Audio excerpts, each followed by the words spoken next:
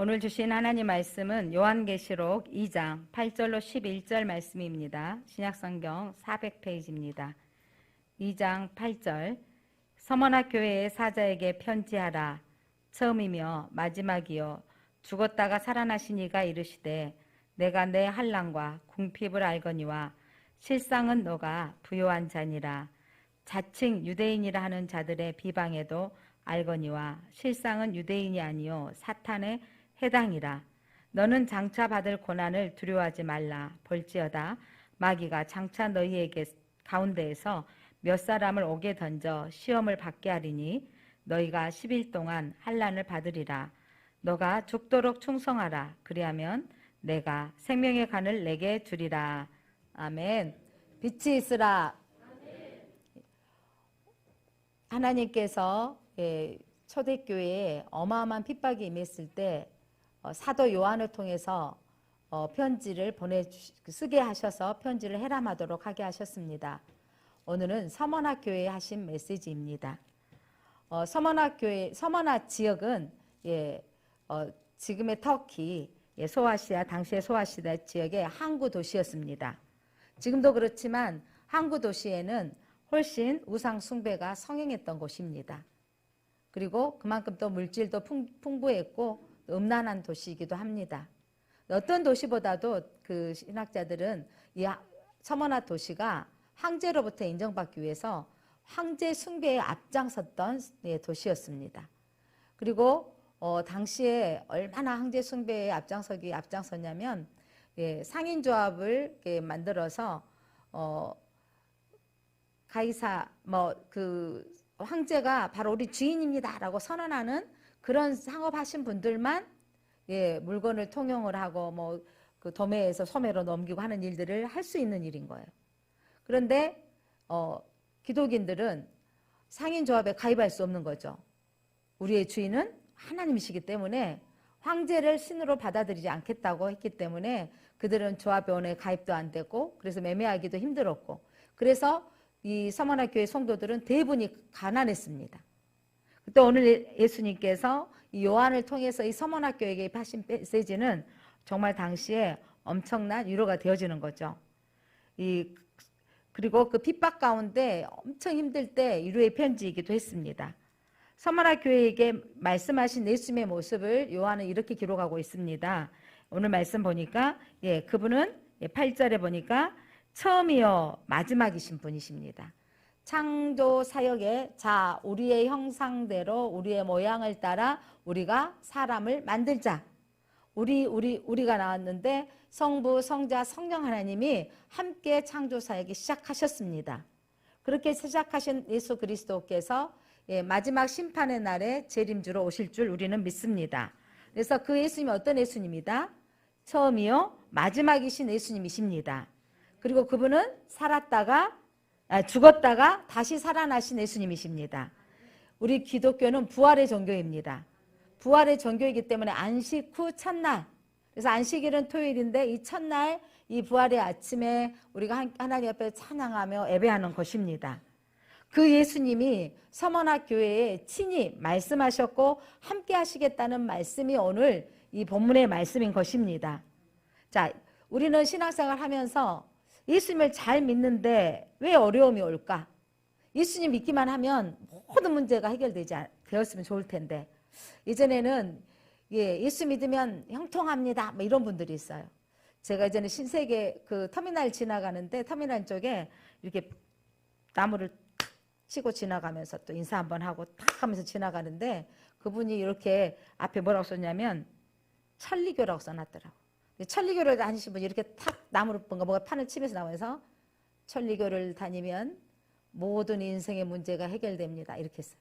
근데 우리도 교회에서 전도하면 문제 있는 사람들 예수님 오시면 다 해결됩니다. 라고 하는데 여러분 천리교를 다녀도 다 해결이 안 되고요. 오늘 우리 기독교 안에서 이렇게 예수님을 잘 믿는데 이 서머나 교회 안에 엄청난 핍박이 있는 거예요.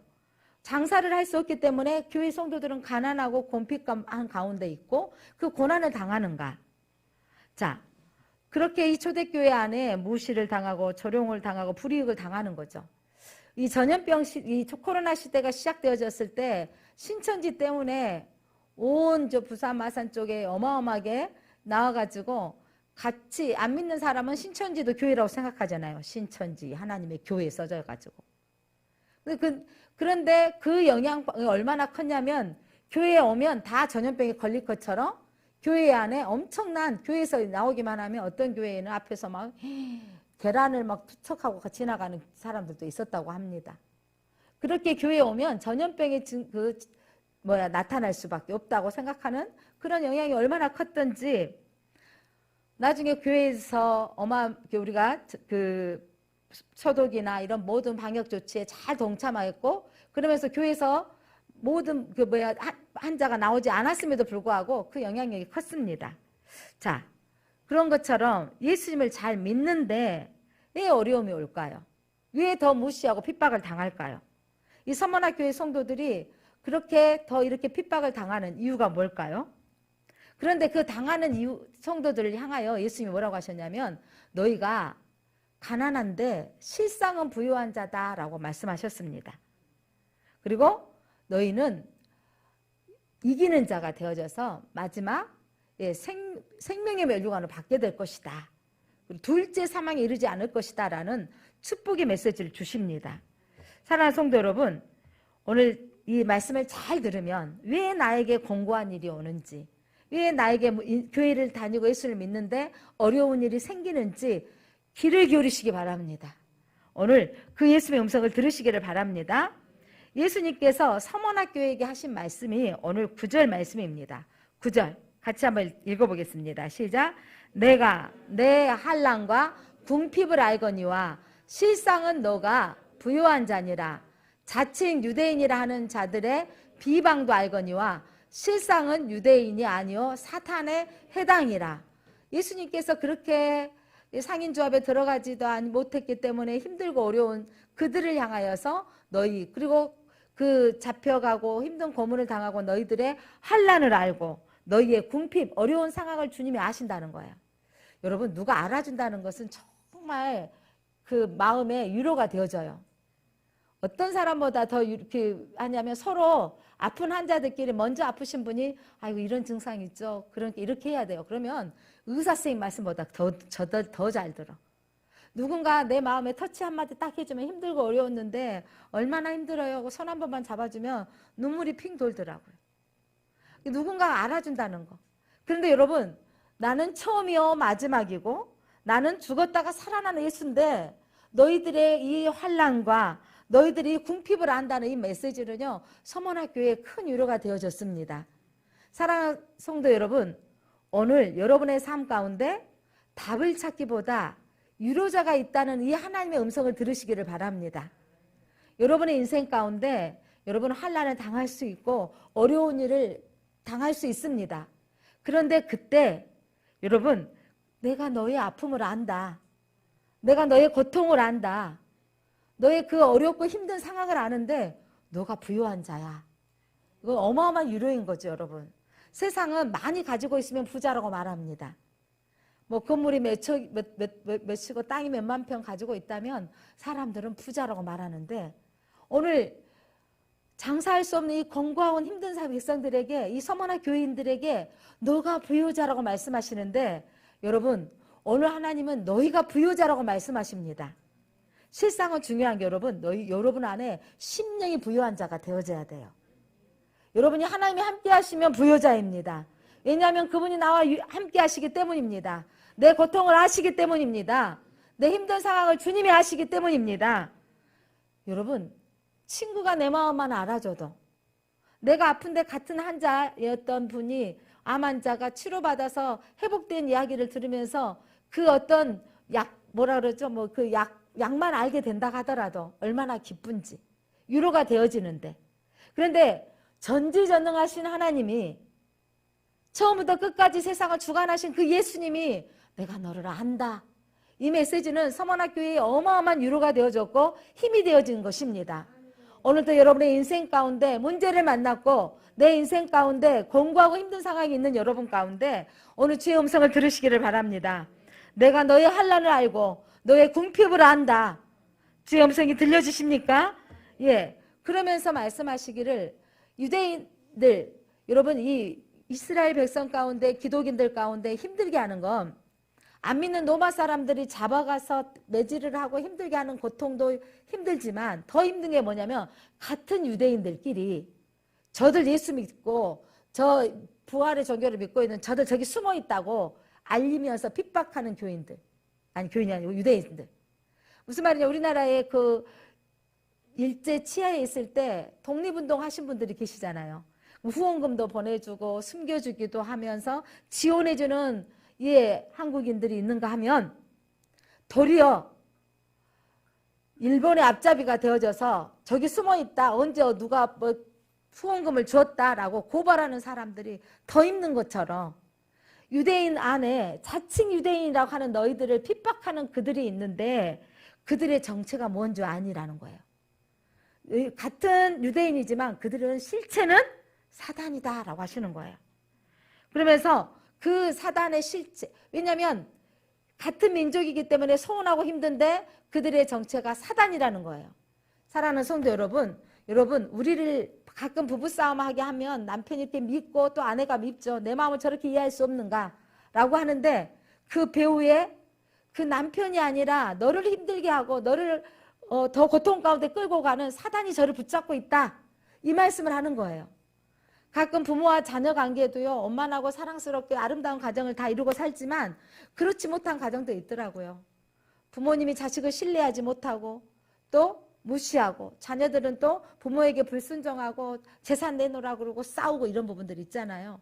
그런 경우가 있을 때 여러분, 나를 힘들게 하는 그 아들, 그 부모님의 문제가 아니라 그 배우의 역사하는 사단을 보라는 것입니다.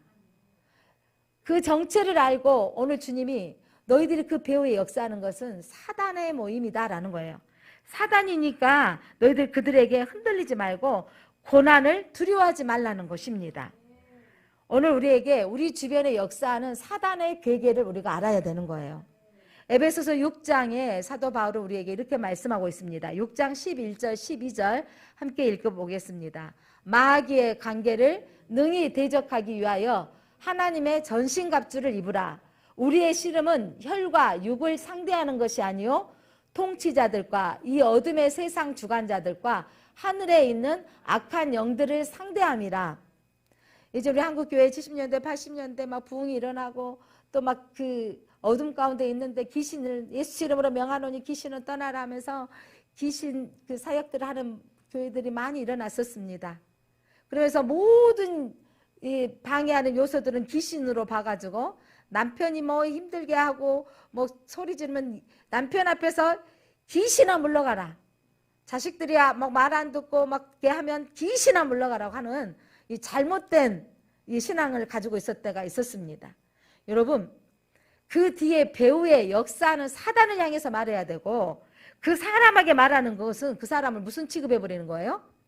귀신 취급해버리는 거니 더 마음을 다치게 하고 힘드는 것입니다. 여러분, 힘들게 하고 갈등이 올 때 우리는 속으로 눈으로 제압을 해야 되는 거죠. 저 속에서 역사는 귀신은 속으로 물러가라 하면서 상대방의 마음을 우리가 어루만지며 이해하며 나아가야 되는 것입니다. 하나님은 우리 부부가 연합하고 함께하기를 원하십니다. 서로 사랑하기를 원하십니다. 하나님은 부모와 자녀 관계도 하나 되기를 원하십니다. 그래서 자녀는 부모에게 공경하고 순종하기를 원하시고 부모는 자녀들에게 믿음의 본을 보여주며 덕을 세우는데 본이 되어지기를 원하십니다. 사랑하는 성도 여러분, 영적인 전신갑주를 입으시기 바랍니다. 나를 방해하는 요소들이 그 요소 속에 역사하는 사단, 네가 아무리 그래도 나는 우리 부모님을 섬겨야 돼. 네가 아무리 그래도 내 자식이야. 내가 사랑하지 아니하면 누가 사랑하겠어? 라고 자녀를 사랑해야 되고, 나를 낳아주신 부모님이기 때문에 다 부모님 같이 부모님답게 행동하는 것만은 아니더라고요. 술주정뱅이에 또 뭐 고통당하게 하는 생활을 책임지지 않는 부모님들도 있더라고요. 그렇지만 여러분, 그 부모를 인정하며 섬기는 게 우리의 몫인 것입니다. 사랑하는 성도 여러분, 그러면서 예수님은 우리에게 선포하십니다. 정체를 알았으니 그 정체 배후의 사단의 세력들을 이기라고 말씀하시는 것입니다. 주셨던 이사야 41장 하나님의 말씀을 오늘도 위로받으시기를 바랍니다. 41장 10절 두려워하지 말라 내가 너와 함께함이라 놀라지 말라 나는 내 하나님이 됨이라 내가 너를 굳세게 하리라 참으로 너를 도와주리라 참으로 의로운 오른손으로 너를 붙들리라. 하나님의 이 말씀이 오늘 위로의 말씀이 되시기를 바랍니다. 어떤 일이 온다 할지라도 두려워하지 마시기 바랍니다. 어떤 일이 있을 때 여러분 누가 함께 하시냐가 중요한 거예요. 하나님이 함께 하시는 겁니다. 고통받고 있을 때 여러분 자녀는 엄마 아빠만을 찾잖아요. 부모님이 함께 와주시기만 해도 든든하는데 부부간에는 내가 아플 때 남편이 와주기를 바라고 아내가 함께 있기를 바라는 거죠. 누군가 함께 있을 때 그 위로함이 되어지는데 여러분 그보다 더 넘어서 하나님이 내가 너와 함께함이라 내가 너를 도와주리라 놀라지 마라 너를 굳세게 하리라고 말씀하셨습니다. 내가 너를 붙들리라 하나님의 이 음성을 들으시기를 바랍니다. 그러면서 예수님께서 오늘 그 서머나 교회에게 향하신 이 말씀 위로의 메시지를 보겠습니다. 10절 함께 다시 한번 읽어볼까요? 10절 시작. 너는 장차 받을 고난을 두려워하지 말라 볼지어다 마귀가 장차 너희 가운데에서 몇 사람을 옥에 던져 시험을 받게 하리니 너희가 10일 동안 환난을 받으리라 너가 죽도록 충성하라 그리하면 내가 생명의 간을 내게 주리라. 여러분 로마의 사람들이 이스라엘 이 서머나 교회를 핍박했는데 누가 너를 옥에 던지리라? 누가? 뭐라고 써져 있어요 성경에? 마귀가 장차 너희 가운데 몇 사람을 옥에 던지리라. 누가 던졌는데? 로마 사람들이 던졌는데 누가 던진 거로 말씀하고 있어요? 마귀가. 로마 사람을 마귀가 움직여서 이 기독교의 이 성장을 막기 위해서 핍박하고 억압을 하는 것입니다. 마귀가 너희를 옥에 던진다고 말씀하고 있는 거예요. 여러분 우리를 가운데 여러분 어마어마하게 비난하고 핍박했던 이 사단의 소리들 세상이 그렇게 하는 것 같고 교회를 핍박하는 것 같고 하지만 그 속에 배후 안에 역사하는 것은 마귀인 것입니다. 그래서 오늘 예수님의 말씀이 그 마귀의 정체를 알았으니 이제 너희는 이 받은 고난을 두려워하지 말라는 거예요. 그래서 사람을 미워하지 말고 누구를 미워하라는 거죠? 사단을 향하여서 명하여야 되는 거죠. 사탄아 떠나갈지어다. 사단이 우리에게 여러분 사단은 예수 이름이면 꼼짝 못하는 거예요. 그래서 그 고난의 환경을 두려워하지 말라. 그러면서 기간 10일 동안 환난을 받으리라. 그런데 여러분 이 10일이라는 기간은 당시에 편지했었을 때 일어난 환난이지만 그 뒤에도 어마어마한 환난이 있었습니다. 이 말은 무엇을 의미하냐면 이 환난은 끝이 있다라는 거예요. 끝이 어느 정도 기간이 있으면 그 기간 후에는 다시 평안할 날이 있을 것이라는 것입니다. 이 기간 동안에 어떤 환난이 오더라도 있을 것이니 너희는 참으라는 거예요. 여러분 많은 전염병 박사님들, 교수들, 학자들은 뭐라고 말합니까? 이번에 이 코로나가 지금 이제 소멸되어져서 우리 밖에서는 마스크를 벗을 수 있지만 아직 실내에서는 착용을 해야 될 상황인데 일이 소멸되어지지만 앞으로 더 큰 바이러스가 올 수 있다라고 말하고 있습니다. 앞으로 더 큰 바이러스가 나타날 거라고 말하는데 그런데 여러분 이 서머나 교회에 하신 말씀처럼 너희는 두려워하지 말라.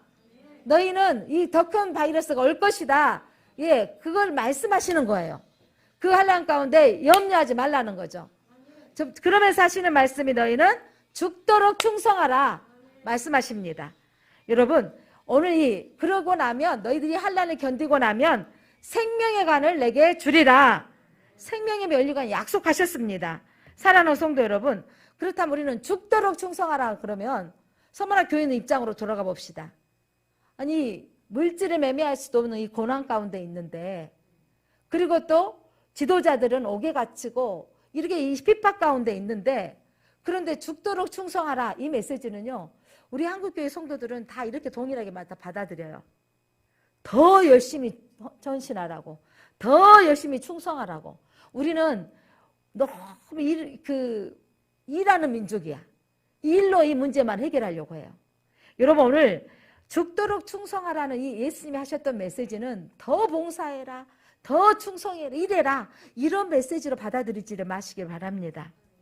이거는 고난을 이길 수 있는 길이 뭐냐면 충성해야 이길 수 있다는 거예요. 죽을 각오를 하면 이길 수 있다는 거예요.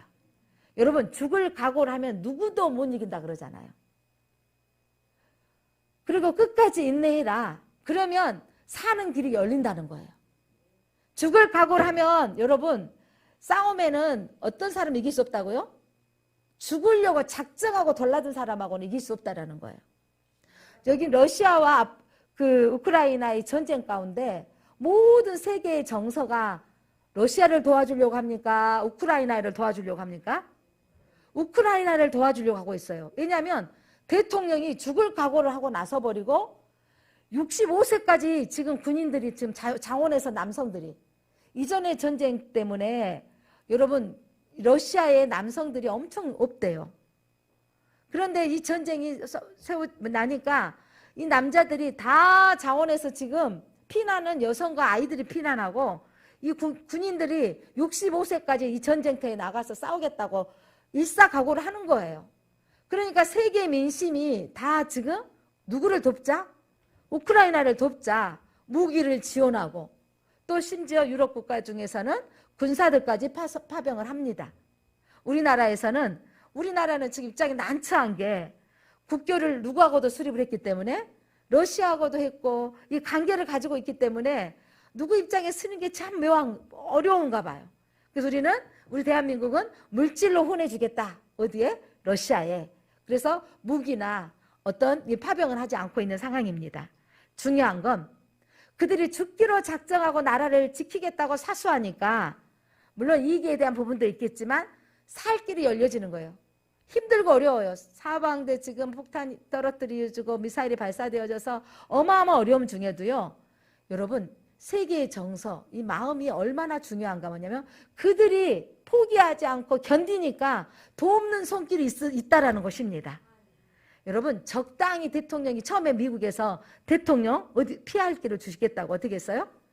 대통령이 살아야 그 나라가 유지하기 때문에 예, 피하십시오. 우리가 다 돕겠습니다. 했더니 아닙니다. 나는 이 나라 대통령으로 이 땅을 떠나지 않겠습니다. 라고 사수해버린 거예요. 민심이 처음에 코미디언 출신이었기 때문에 그도 유대인 출신이에요. 출신이었기 때문에 사람들의 나라를 정치를 못할 거라고 생각했었어요. 그런데 그가 코미디언 출신이지만 가지고 있는 능력, 영향력을 이 위기 상황에 드러나고 있습니다. 사랑하는 성도 여러분, 이 서머나 교회에게 하나님이 너희들 죽어라 이 말씀 무슨 말이냐면 나만 의지해라. 나만 바라보아라. 그리고 인내해라. 그 길이 살 길이라는 거예요, 여러분. 육신으로는 죽을지 모르겠지만 그 길이 진짜로 사는 길이라는 것입니다. 적당히 하면 실패하고 더 어려워지기 때문입니다. 여기 섰다가 우리 한국 교회 목회자들이 신사 참배했던 목회자들이 뭐냐면 회개합니다. 우리가 신사 참배했습니다. 하나님도 섬기는데 상황이 어쩔 수 없이 신사 참배했던 것이 여러분 그게 얼마나 죄인 것을 알고 회개의 역사가 일어났던 것인 것처럼 여기 붙었다 하는 거 하나님 기뻐하지 않는 일인 거죠. 하나님 앞에 너희가 인내하고 내가 너희들을 도와주겠다고 하는 이 음성을 그러니까 뭐냐면 사단이 손들어버린 게 뭐냐면 핍박을 했을 때 기독교가 더 성장이 돼버리는 거예요. 지금 이 한국뿐만 아니라 이 세계의 사단이 지금 우리를 조종하고 있는 것은요. 종교의 핍박이 아니에요. 물질주의예요. 성공주의예요. 야, 그러면서 너 하나님 믿는데 성공했냐? 너 하나님 믿는데 부자 됐냐? 이러면 무너져버려. 이런 상황들. 그러면서 하나님 오늘 우리에게 주시는 죽도록 충성해라 이 메시지는 일하라 이 메시지보다는 하나님만 의지해라 이 말이에요. 적당히 하지 말고 끝까지 나만 붙들어라. 그것이 바로 살 길이라는 것입니다. 여러분 죽도록 충성하라는 의미는 순교할 믿음을 가지고 믿음을 견고하게 지켜라. 상황이 되어지면 내가 그렇게 죽겠습니다. 여러분 우리도 우리 때에 이 핍박의 시대가 안 왔으면 좋겠다라는 것은 내가 순교할 만한 믿음이 없기 때문이지 않습니까? 우리 다음 세대들은 얼마나 순교할 믿음이 생겨지겠어요? 그런데 여러분 하나님이 우리에게 하나님을 의지하면 그렇게 하게 할 힘을 주신다는 거예요. 설교를 준비하면서 주기철 목사님 아들 주광조 장로님이 아버지의 그 순교하셨던 모습들을 바라보며 썼던 책입니다. 서쪽하는 붉은 노을. 그 책 제목에 아버지 주기철 목사님의 마지막을 기억하는 주광조 장로님의 그날 해상하며 썼던 글을 여러분에게 읽어드리려고 합니다.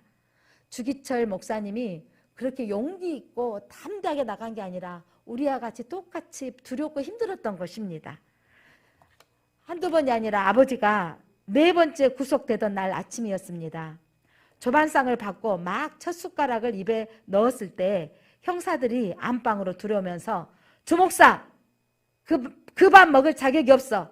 당신은 먹을 밥은 우리가 준비해놨으니까 가서 맛 좀 보라고 하면서 소리쳤습니다. 아버지는 한참을 꼼짝도 하지 않고 앉아 계시다가 늘 기도하던 동쪽 마루 방으로 피해가서 가운데 기둥을 붙잡고 바들바들 떨면서 울면서 기도하셨습니다. 하나님 아버지, 저는 더 이상 이 육체적 고통을 이겨낼 수가 없습니다. 저를 빨리 당신의 나라로 데려가 주십시오 하는 기도였습니다. 어머니께서 다가와 아버지 뒤에서 포옹하시다시피 감싸 안고 같이 울며 기도하셨습니다. 그러고는 목사님, 이렇게 연약한 모습을 교인에게 보여주려 하십니까? 온 교인들이 목사님만 바라보고 있는데 목사님이 이러시면 어떻게 합니까? 라고 말씀하셨습니다. 그날 아침 두 분의 애처로운 모습은 지금까지도 잊혀지지 않는 생생한 아픔으로 남아 있습니다. 이미 몇 차례 모진 고문을 당하셨던 아버지로서는 그러니까 3번이나 끌려가서 고문당하고 나오고 고문당하고 나오셨는데 이번에 4번째 끌려가는 상황인 것입니다. 다시 잡혀가서 그 무서운 육체적 고통을 감내한다는 게 두렵고 겁나는 일이었을 것입니다. 그래서 이 육신의 고통을 피하게 해달라고 기둥을 부둥켜 안고 떨며 하나님께 매달릴 수밖에 없었던 것입니다. 일본 경찰의 모진 고문과 위협 앞에서 아버지는 두려움을 감추지 못하셨던 범인의 평범한 사람에 불과했지만 기도를 마친 후에는 아무 일도 없었다는 듯이 다시 조용한 모습으로 일본 경찰의 뒤를 따라 나가셨습니다. 어린 아들의 눈에 비친 아버지 주기철 목사는 강철 같은 의지를 가진 투사도 물불을 가리지 않고 돌진하는 전사도 아니었습니다. 연약한 한 인간일 뿐이었습니다. 그러면서도 그가 자신에게 주어진 십자가를 마다하지 않았던 것에 대하여 아들 주광조 장로는 자신의 생명보다 더 컸던 하나님에 대한 사랑이었다고 답을 했습니다. 주기철 목사님이 벌벌 떨고 두려워했던 모습에서 정말 우리의 연약함과 같았던 분이셨구나. 그런 분이셨지만 일본 병사들에게 그가 굴복하지 아니하고 그렇게 끌려가면서 십자가의 길을 가시고 순교하셨던 것은 하나님을 사랑했기 때문입니다. 히브리서 11장 35절 말씀 보니 이 말씀을 보면서 이 기록된 책을 보면서 이 말씀이 생각이 났습니다. 히브리서 11장 35절 여자들은 자기의 죽은 자들을 부활로 받아들이기도 하며 또 어떤 이들은 더 좋은 부활을 얻고자 하여 심한 고문을 받되 구차히 풀려나기를 원하지 아니하였으며 초대교회 남자만 아니라 여자도 죽음을 당하는 고통이 있었는데 더 좋은 부활을 얻고자 하여 구차히 풀려나기를 원하지도 않았다는 것입니다. 이럴 수 있던 것은 이 초대교회 그 사도 요한을 통해서 주셨던 내가 너희의 환난을 알고 내가 너희의 고난을 안다. 너희는 인내하라. 내가 너와 함께한다. 너희들이 이긴 자가 되어지면 생명의 면류관을 주리라. 너희들이 생명과를 먹게 되리라. 너희들이 그 하늘의 소망을 두는 이 메시지가 그들을 그렇게 하게 하셨던 것입니다. 초대교회 성도들의 이 메시지는요, 예수님의 끝없는 사랑으로 와닿았습니다. 사랑하는 성도 여러분, 하나님을 사랑하십니까? 예수 그리스도를 사랑하십니까? 이 사랑이 회복되어져야 됩니다. 오늘 우리가 너무너무 무감각해져 있고 무덤덤해져 있습니다. 이제는 문제를 만나면 하나님께 기도하면 돼 이랬는데 문제를 만나면 세상을 붙들려고 하는 거죠. 무조건 우리에게 하나님을 구하지 않는 이 신앙의 태도가 우리에게 이 무덤덤하고 무감각한 이 신앙이 다시 회복되어져야 되겠습니다. 로마서 8장 35절의 고백이 우리의 고백이 되었으면 좋겠습니다. 누가 우리를 그리스도의 사랑에서 끊으리요? 여러분, 누가 예수님을 사랑하는데 그리스도의 사랑하는데 끊을 수 있겠습니까? 라고 해야 되는데 친척 결혼식만 있어도 우리는 포기해버리고 무슨 일만 행사만 있어도 주님과의 사랑을 내려놓지는 않습니까? 사랑하는 성도 여러분, 오늘 이 로마서를 기록했던 사도 바울은 누가 우리를 예수 그리스도의 사랑에서 끊으리요? 환난이나 공고나 박해나 기근이나 적신이나 유업이나 칼이랴. 사도 바울이 경험했던 이 엄청난 환난과 고난이 있을지라도 예수 그리스도의 사랑은 끊을 수 없다는 거죠. 나 때문에 십자가에 죽으신 그 예수님 때문에 나에게 영원한 천국이 예비되어져 있기 때문에 그걸 포기할 수 없다는 것입니다. 로마서 8장 35절로 39절 우리가 길게 여러분 성경을 펴고 함께 읽었으면 좋겠습니다. 로마서 8장 35절 기록된 바 우리가 종일 주를 위하여 죽임을 당하게 되며 도살당한 양같이 여김을 받았나이다 함과 같으니라. 양같이 도살장에 끌려가는 양처럼 초대교회 성도들이 그렇게 죽어갔습니다. 37절 그러나 이 모든 일에 우리를 사랑하시는 이로 말미암아 우리가 넉넉히 이기느니라. 무엇 때문에 이긴다고요? 우리를 사랑하시는 하나님으로 말미암아 우리를 사랑하시는 예수 그리스도로 말미암아 이 고난을 넉넉히 이기노라. 이 고난을 넉넉히 이기는 성도들이 되시기를 바랍니다. 그 다음에 읽겠습니다. 내가 확신하노니 사망이나 생명이나 천사들이나 권세자들이나 현재일이나 장래일이나 능력이나 높음이나 깊음이나 다른 어떤 피조물이라도 우리 주 예수 그리스도 안에 있는 하나님의 사랑에서 끊을 수 없으리라. 사단이 알아버렸어요. 어떤 핍박을 가도 어떤 고난이 와도 복음이 더 확산돼 버리는 거예요. 이상하게 여러분 순교의 피가 흐르는 곳에는요 복음이 더 확산돼 버려요. 이 시대의 사단은 우리 현재 살고 있는 21세기의 사단은 우리를 무엇으로 유혹하냐면 물질주의와 성공주의로 유혹을 해버려. 너 돈 벌어야지, 너 성공해야지, 한 번쯤 눈 감고 이거 어때? 라고 해버리는 거예요. 이 물질주의의 악함이 세상에 얼마나 드러나는지 이번에 한 은행에 그 직원이 600몇 억인가요? 어마어마한 돈을 횡령해버렸어요. 여러분 그 직원에게 그 관리할 수 있도록 능력을 주는 건 잘 관리하라고 하는 거지 자기한테 횡령하라고 한 것은 제약인 거예요. 여러분 에덴 동산으로 우리 함께 가보겠습니다. 하나님께서 모든 것을 다 만드시고 이거 다 만들었는데 너에게 관리하도록 주신 거예요. 그런데 한 가지 내 것이 있는데 이건 관리하면 손대면 안 돼. 여러분 모든 걸 관리하도록 여러분 그 은행원을 취직시켜가지고 월급 주면서 뭐는 손대면 안 돼요? 그 금고는 손대면 안 되는 거잖아요. 월급만큼으로 살아야 돼 라고 하는데 금고를 손대버린 것은 그 선악과를 먹어버린 거예요. 여러분 우리에게 맡겨주신 모든 것을 다 네 것인데 한 가지 손대면 안 돼. 선악과는 하나님 만드신 거야. 내 것 손대면 안 돼 이거예요. 우리 모든 날을 주었는데 너희들 주일날에 예배드려야 돼. 그거 손대면 안 돼. 예배드리지 않는 건 선악과를 먹어버리는 거예요. 제가 알고 있는 한 사장님은 그냥 중소기업이었어요. 근데 그가 대기업 못 갔던 부분들이 있었겠지만 중소기업에 들어가서 일을 잘하고 인정받은 거예요. 대리가 되고 과장이 되고 뭐 전무가 되고 이러면서 사장이 그 사람이 너무 일을 잘하는 거예요. 자기가 점점 나이가 들어가고 그러면 너가 사장이 되라. 나는 너희 지분의 몇 프로만 나한테 주라 한 거예요. 근데 이 사장이 너무 일을 열심히 해가지고 잘 해내는 거예요. 잘하고 났더니 자기가 이제 나이가 많이 들어버렸어.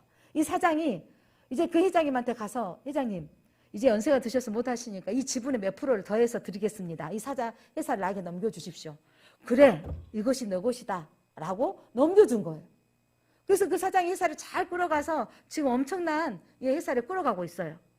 하나님이 여러분 에덴 동산에 모든 걸 맡겨주셨는데 여러분 거기에 생명나무가 있어요. 선악과만 안 먹었으면 생명나무를 먹고 영원토록 그곳에 살 수 있는 능력을 주셨던 거예요. 그런데 이것만 손대면 안 돼. 이건 내 것이거든. 그런데 이 선악과를 따먹어버리니까 어떻게 돼버린 거죠? 쫓겨나 버린 거예요. 그리고 땅에서 가시와 엉겅퀴를 일궈내야 되는 것이고, 여자는 해산의 수고를 경험해야 돼요. 여러분, 이번에 횡령한 그 사람 봐보세요. 횡령해가지고 동생도 줘버리고 자기 마음대로 썼다가 그 집 샀던 거 집 빼앗기고 옥에 갇히고, 이제 그 집 빼앗기니까 그 재산은 모두가 다 이제 몰수될 겁니다. 자식들을 어떻게 돼버린 거예요? 집에서 너에 쫓겨나고 살 길이 없게 만들어지는 거예요. 깜쪽같이 가릴 수 있는 제약은 세상은 없습니다. 여러분, 하나님의 것을 손대지 아니하면 에덴의 풍성한 것은 다 우리 것인 거예요. 여러분, 하나님이 주신 능력으로 살기를 원하십니까? 하나님의 것을 손대지 않으셔야 돼요. 그 하나님의 말씀대로 순종하면 하나님이 너희에게 더하여 주시리라. 모든 것을 더 주시는 거예요. 그러면 이 초대교회 이 성도들이 하나님의 교회를 신앙생활 하는데 죽기를 각오하고 너희들 지켜봐. 그러면 영원한 생명나무 가물을 너희들이 천국에서 먹게 될 것이야. 이기는 자가 될 것이라는 말씀입니다. 사랑하는 성도 여러분, 앞으로 지금이 마지막 때, 여러분 예수님이 부활하신 이후부터 지금까지 마지막 때예요. 2000년이 지났는데 왜 아직도 안 오실까요? 하나님의 믿음의 사람의 수가 채워지고 이스라엘의 구원의 날이 선포되어지면 여러분 주님은 오시게 될 것입니다. 그런데 여러분, 이 고난의 환경을 배열하신 하나님께서 기독교에 이번에 코로나가 한 명도 안 걸렸다면 뒤집어졌을 것입니다. 그런데 여러분, 고난의 환경이 있다고 말씀하셨잖아요. 여러분, 기독교를 예수를 잘 믿는다고 해서 고난에서 열애되는 것이 아니에요. 여러분, 예수님을 잘 믿는다고 해서 내게 암이 안 걸리는 것도 아니더라고요. 예수님을 잘 믿는다고 해서 재정적인 부도가 안 나는 것도 아니에요. 근데 그때가 중요한 거예요. 여러분, 그때 하나님을 붙들면 고난보다 더 큰 은혜를 하나님이 주십니다. 여러분, 그때 그 환난 가운데 주님을 끝까지 붙드시길 바랍니다. 고난보다 더 큰 은혜를 하나님이 더하여 주십니다. 성령이 오늘 교회에 하신 말씀을 들을지어다 들으시기를 바랍니다. 오늘 기도 중에도 나왔고 우리 중보기도 하신 분들 카톡을 함께 나눴지만 우리 김옥선 집사님께서 지금 그 심전지 상태를 3번이나 와버린 거예요. 그러니까 그 응급실에 갈 때 의사쌤들이 오늘 밤을 못 넘기겠습니다. 이런 상황이었거든요. 근데 그분이 중환자실로 가고 지금은 소변줄을 거의 빼고 지금 소변줄을 이렇게 받아내는 상태이긴 한데, 여러분, 근데 그 함께 있던 조카 목사님이 뭐라고 집사님이 뭐라고 하니까 저분이 지금 정신까지 이상해졌나 봤는데, 주여 하나님 선한 은혜 붙들어 주시고, 주여 하나님 하면서 아들을 구원해 주시고, 하나님 주여 하면서 기도하시더라는 거예요. 여러분, 저는 김옥선 집사님 부효자로 생각합니다. 마지막 지금 순간까지 그가 붙들고 있는 건 손녀딸 손자 결혼시키면서 너희들 예수 믿는다고 해야 결혼시켜준다. 그렇게 다짐을 받았어도 연약한 자들이라 아직 못 나오고 있지만, 여러분 순간순간 예수님은 포기할 수 없습니다. 무릎 2다리를 수술을 하셔가지고 뒤로 걸어오시면서도 내가 걸을 수 있을 때 예배드린다고 하셨던 분이에요. 근데 하나님이 한번 고사님 통해서, 목사님 저라도 가서 간병을 하고 싶은데요, 하나님 어떻게 우리가 조금씩 십시일반 돕으면 좋겠습니다. 저는 성령의 음성으로 들었습니다. 아시다시피 그분은 혼자서 손녀딸 2아이를 키워왔던 분이시고 어려운 분이십니다.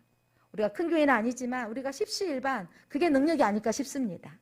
10,000원, 20,000원, 50,000원, 10,000원 여러분들이 형편대로 해서 그분이 지금 간병인을 써야 되는 상황인데 우리가 도울 수 있는 간병이 아니더라고요. 왜냐하면 아직도 코로나 상황이기 때문에 상주할 사람 아니고 왔다 갔다 할 사람은 아직 안 된다는 거예요. 그래서 상주할 수 있는 그 간병인을 쓸 수밖에 없는 상황입니다. 우리가 사랑의 마음을 함께 모아서 김옥선 집사님 병원비로 여러분들이 이렇게 헌금으로 섬겨주셨으면 감사하겠습니다. 사랑하는 성도 여러분, 정말 그분이 마지막까지 그렇게 기도하고 있고 마지막까지 살 수만 붙들고 있다는 것이 우리에게 함께 기도하는 제목들을 알리게 하시고 우리가 어떻게 살아야 될 것인가를 알려주십니다. 땅에서 부유하게 사는 것보다 더 중요한 건 하늘의 소망을 끝까지 붙든 것이고, 또한 우리 자녀들이 예수 믿기를 끝까지 기도해야 된다는 것입니다. 사랑하는 성도 여러분, 우리 부모님이 아직도 예수를 안 믿는 부모님이 있다면 그분이 마지막 순간에도 예수 믿는 것이 가장 큰 복인 걸 믿으시기를 바랍니다. 성령이 교회에게 하는 말씀을 들을지어다 여러분 10절 마지막 절 보니까 생명의 강을 너에게 주리라. 너가 죽도록 충성하라. 그리하면 내가 생명의 강을 내게 주리라. 그리고 이기는 자, 믿음을 지키는 자에게 무슨 축복이 있는지 11절 말씀입니다. 11절 같이 한번 읽겠습니다. 시작. 이기는 자는 성령이 교회들에게 하시는 말씀을 들을지어다. 이기는 자는 둘째 사망의 해를 받지 아니하리라. 이기는 자는 둘째 사망. 자, 사람은요, 여러분, 첫째 사망은 우리 이 땅에 사는 날 동안 돌아가시면, 자, 영은 어디로 돌아가고? 하늘로 돌아가고, 육은 어디로 돌아가고? 땅으로, 흙으로 만드신 육체는 땅으로 돌아가요. 그래서 이게 첫 번째 사망이에요. 자, 혼이 떠나서 돌아가셨습니다 하면요, 우리는 그분을 3일 있다가 화장을 시키고 보내드릴 수밖에 없는 상황이잖아요. 이렇게 하는데 둘째 사망은 뭐냐면, 사람은 그렇게 해서 끝났다고 생각해요. 혼은 하늘에 가고 육은 땅으로 가면 끝났다 하는 둘째 사망이 있는데, 영원히 천국에 가는 영생의 축복이 있는가 하면 영원한 멸망, 지옥에 들어가는 것을 둘째 사망이라 그래요. 근데 여러분, 지옥에 들어가서 끝나면 좋은데 사망이라는 표현 되어져서 하지만 이거 뭐라면 영원토록 주의 불에서 죽을 만큼 힘든 고통 가운데 산다는 것입니다. 이게 하나님의 음성인 걸 들으시길 바랍니다. 이기는 자는 둘째 사망에 지옥불에 들어가지 않게 될 것이다. 영생하리라. 이 언약의 말씀을 믿으시기를 바랍니다. 사랑하는 성도 여러분, 서원학교회에게 하시는 말씀은 오늘 이 시대에 우리 교회에게 하시는 말씀입니다. 우리가 이 마지막 때에 끝까지 하나님만 바라보며 하나님을 의지하는 신앙을 갖기를 원합니다. 그러기 위해서 우리에게 식어져 있는 우리가 주님을 더 사랑합니다 이 시간 고백했으면 좋겠습니다. 누가 우리를 그리스도의 사랑에서 끊을 수 없습니다. 그 누구도. 하나님, 내가 이 그리스도를 사랑합니다. 하나님을 사랑합니다. 고백을 여러분 하시기를 바랍니다. 그리고 오늘 이 어버이 주일에 가족권을 위해서 내가 하나님 그 순교하는 마음으로 썩어져가는 미랄이 되게 하소서. 내가 썩지 아니하고는 가족이 구원될 수 없습니다. 그리고 죽음도 두렵지 않는 믿음을 우리에게 허락하여 주옵소서. 순교의 믿음을 가지고 살게 하옵소서. 이렇게 기도했으면 좋겠습니다.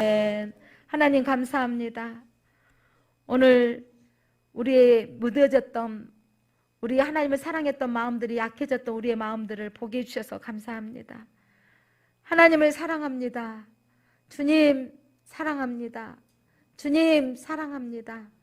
그 어떤 환난도, 어떤 기근도, 어떤 고통도, 아니 어떤 부여도, 어떤 명예도, 어떤 물질의 유혹도 주님 사랑에서 끊을 수 없습니다. 그 사랑 포기할 수 없습니다. 그 사랑 입은 자로서, 그 은혜 입은 자로서 하나님, 나 때문에 우리 가족이 구원되어지기를 원합니다. 하나님, 내가 더 썩어져 가게 하시고 썩어져 하나님의 미랄이 되게 하여 주옵소서. 우리 가족이 구원되어지는 역사가 일어나게 하여 주옵소서. 순교의 믿음을 가지고 우리가 섬기게 하여 주옵소서. 이번 중에 있는 김옥선 집사님의 치료의 강서를 바라시고 하나님 회복시켜 주시옵소서. 건강한 모습으로 태어나여서 함께 예배드리다가 하나님 나라 갈 수 있도록 은혜 베풀어 주시옵소서. 예수 그리스도 이름으로 기도드립니다. 아멘.